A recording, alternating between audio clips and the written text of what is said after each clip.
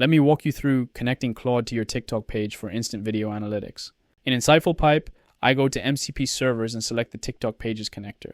I copy the MCP server URL and follow the connection guide for Claude. In Claude settings, I click Add Custom Connector and paste the URL. I name it TikTok Pages and click Add. The connector is now ready. Now I ask Claude to pull my top 5 videos by reach and compare their metrics. Claude queries my TikTok data, analyzes the videos, and calculates engagement metrics. Here are the results. My top performer is a Korean skincare review with 1,450 views. Claude shows what's working and what's not, and gives me actionable tips to boost my reach.